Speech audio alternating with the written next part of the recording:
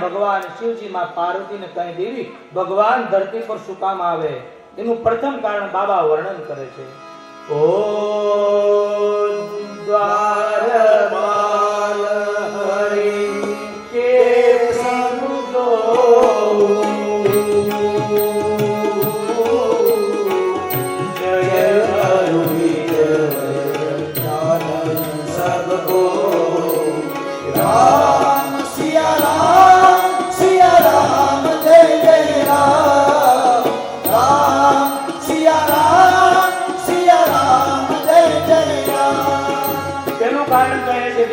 द्वारपाल प्रिय हरि के दो जय अरु विजय जान सबको. एक भगवान विष्णुना બે દ્વારપાલ હતા, એનું નામ જય અને વિજય હતું. એ ભગવાનની એ વૈકુંઠની અંદર ચોકીદાર બની બેઠા છે. આ બાજુથી બ્રાહ્મણો સપ્ત ઋષિઓ આવ્યા ભગવાનના દર્શન કરવા, અને જેવા બ્રાહ્મણો આવ્યા, બ્રાહ્મણ માટે પરમિશન હોય છે બધી જગ્યાએ. વૈકુંઠના દ્વારે ઉભા પણ અભિમાને છોડ્યા નથી એને. અને બ્રાહ્મણોએ કદાચ એને પૂછવું પણ જોઈએ, પણ બ્રાહ્મણે પૂછ્યું નહીં અને ક્રોધ કર્યો. બ્રાહ્મણને ક્રોધ પણ ન કરવો જોઈએ. કામ, ક્રોધ અને લોભ આ વસ્તુ જ્યારે ભેગી થાય ત્યારે ભગવાન કહે છે કે એક રાવણનો જન્મ થાય. બ્રાહ્મણે રોક્યા એટલે સંતો કહે છે કે તમે પ્રભુને મળવામાં બાધા કરો છો, જાઓ બંને ભયંકર રાક્ષસ બનશો. ભગવાન વૈકુંઠમાંથી બહાર આવ્યા, શયન કરતા હતા. કહે હે ભૂદેવ, એ મારા દ્વારપાલ છે, ક્ષમા કરવાનો. કહે નહીં પ્રભુ, શ્રાપ આપ્યો છે, મિથ્યા ન થાય, પણ એ તમારી સાથે પ્રેમ રાખશે તો એને 7 જન્મ લેવા પડશે, અને વેર રાખશે તો 3 જન્મમાં તમે એને મળશો. બ્રાહ્મણો પાછા જતા રહ્યા, ભગવાન શયનખંડમાં જતા રહ્યા. જય અને વિજય વિચાર કર્યો કે પ્રેમ રાખશું તો 7 જન્મ સુધી મુક્તિ નહીં મળે, માટે ભલે વેર કરવું પડે પણ 3 જન્મમાં મુક્તિ મેળવી લઈએ. માટે સંતો કહે કે પ્રથમ જન્મમાં સતયુગની અંદર એ હિરણાક્ષય અને હિરણાકશિપુ બન્યા, એને મારવા માટે ભગવાનને 2 અવતાર લેવા પડ્યા, વરાહ અવતાર અને નરસિંહ અવતાર. એ ત્રેતાયુગની અંદર રાવણ અને કુંભકર્ણ બન્યા, એને મારવા માટે મર્યાદા પુરુષ રામને અવતાર લેવો પડ્યો. દ્વાપર યુગની અંદર દંતવક્ર અને શિશુપાલ બન્યા, એને મારવા માટે દ્વારકાનાથને જન્મ લેવો પડ્યો. વારંવાર મરવા છતાંય એને મુક્તિ નહોતી મળતી, કારણ કે બ્રાહ્મણનો શ્રાપ હતો. દેવી, આ જય વિજયનો શ્રાપને લીધે ભગવાનને ધરતી પર આવવું પડ્યું. આ પ્રથમ કારણ છે. બીજા કારણનું વર્ણન કરતા બાબા કહે છે,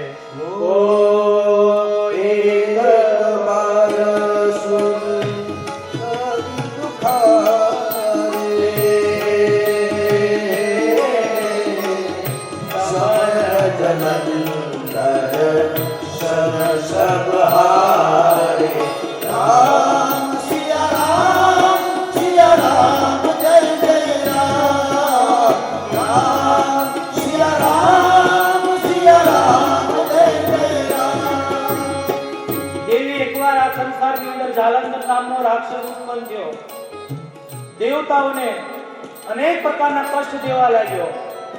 એ કોઈનાથી મળતો જ નહોતો. શું કામ? એની પત્ની સતી વૃંદા એ સતી હતી, અને એનું સાતિત્વ એટલું પ્રબળ હતું કે એના લીધે જાલંધર મરતો જ નહોતો.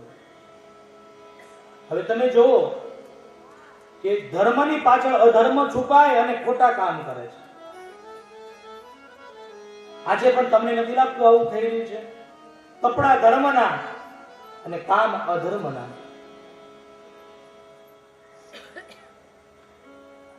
એ જાલંધર કોઈથી મરતો જ નહોતો. ભગવાન શિવ પણ એ સમરાંગણમાં એનાથી હાર કબૂલ કરવી પડી, કારણ કે એનામાં એની પત્ની વૃંદામાં સતીત્વ હતું.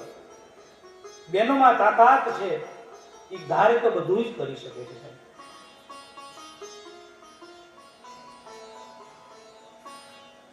એકવાર દેવતાઓએ ફરિયાદ કરી ભગવાનને કે પ્રભુ કંઈક કરો, અને ભગવાને થોડું કપટ કર્યું. આવું લખ્યું છે રામકથામાં. કારણ કે કદાચ ધર્મની પાછળ કોઈ અધર્મ કરે, એ ધર્મને તોડવામાં પાપ ન લાગે.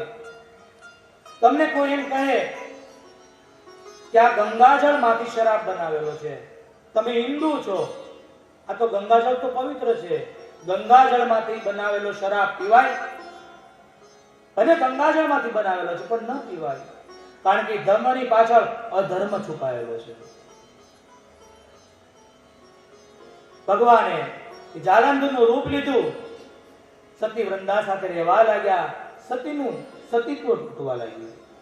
આ બાજુ બધા દેવતાઓએ પ્રહાર કર્યો અને જાલંધરનું મૃત્યુ થયું. સતીને જાણ થઈ કે સતી વૃંદા બહુ બોલ્યા છે, બહુ ભગવાનને કીધું છે, તમે ભગવાન થઈ અને કપટ કર્યું. શું કહું તમને? આજે કોઈ સામાન્ય વ્યક્તિ ગુનો કરે તો ફરિયાદ તમારી પાસે લઈને જઈએ અમે, પણ તમે જ ગુનો કર્યો, તમારી ફરિયાદ અમે કોને કહીએ? તમે આજ પ્રભુ પથ્થર જેવા નિષ્ઠુર બન્યા છો. જાઓ, હું સતી છું, મારો શ્રાપ છે કે તમે પથ્થર બની જશો.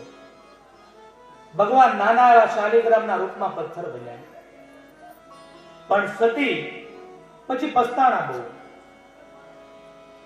અને રડવા લાગ્યા કે મેં ભગવાનને શ્રાપ દીધો. પોતાના જમણા પગના અંગૂઠામાંથી યોગ અગ્નિ પ્રગટ કરી પોતે બળીને ભસ્મ થઈ ગયા.